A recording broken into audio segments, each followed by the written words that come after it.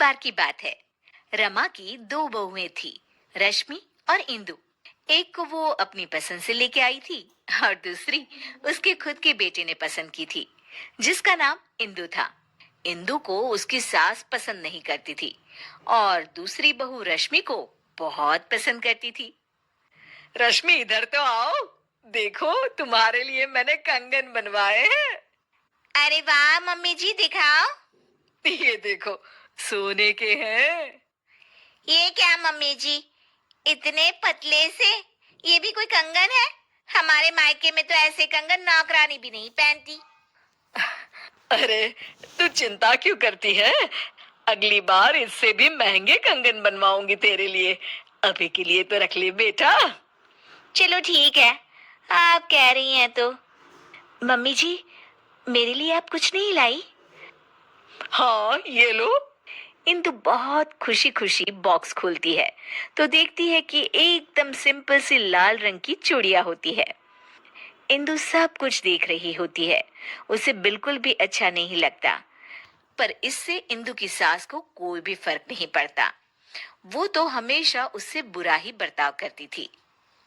इंदु, ये खाना कैसा बनाया है? क्या हुआ मम्मी जी? अरे, इसमें तो नमक ही नहीं है। नमक आपको मना है ना मम्मी जी, आपका बीपी बढ़ा हुआ था इसलिए। इंदु, तू मुझे मत सिखा, समझी?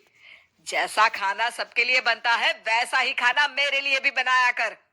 सासू माँ की डांट खाकर इंदु अपने कमरे में आ जाती है और हम देखते हैं कि वो कोई आम लड़की नहीं है, बल्कि उसके पास सुपर पावर है।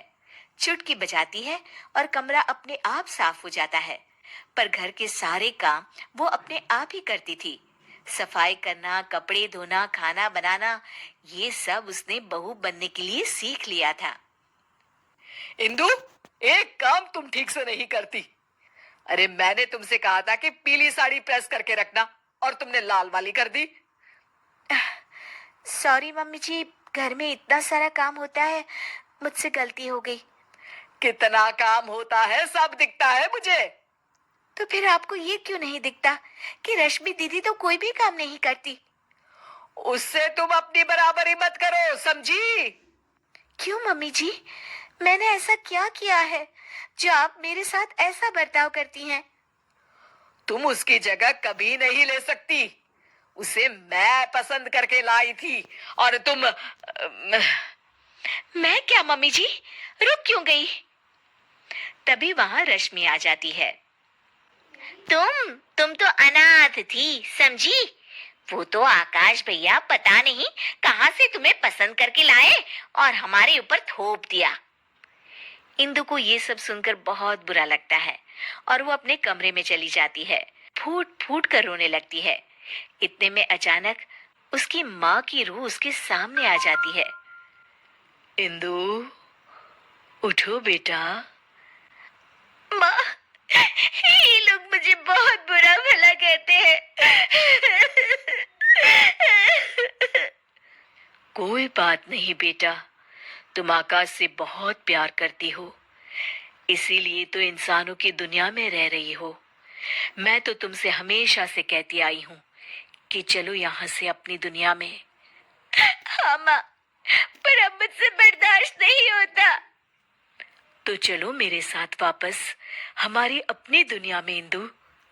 हाँ माँ, मैं आपके साथ ही जाना चाहती हूँ। तुमने सच में मन बना लिया है ना बेटा? हाँ माँ, मैं आपके साथ ही जाऊंगी। इंदु अपनी माँ के साथ वापस जा ही रही होती है कि तभी उसे कुछ बुरा होने का एहसास होता है।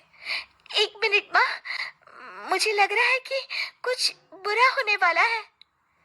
इंदु भागते भागते बाहर आती है तो देखती है कि सासू माँ सीढ़ियों से उतर रही होती है और उनका पैर फिसलने ही वाला होता है।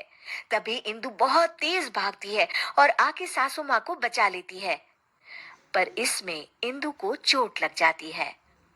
मम्मी जी, आप ठीक तो है ना? आपको चोट तो नहीं आई मम्मी जी?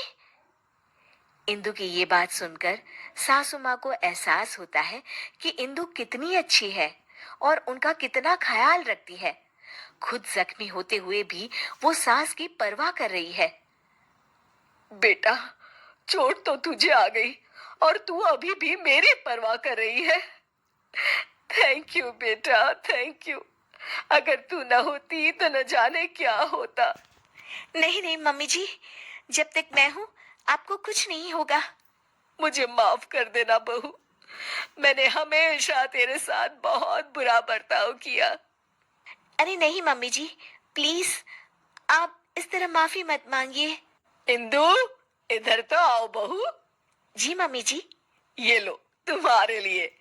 ये क्या है मम्मी जी? इंदु बॉक्स खोलती है तो उसमें सोने के कंगन होते हैं। मेरी फेवरेट बहू के लिए एक तोहफा। इंदु खुश हो जाती है और अपनी सास के गले लग जाती है। Thank you mummy ji.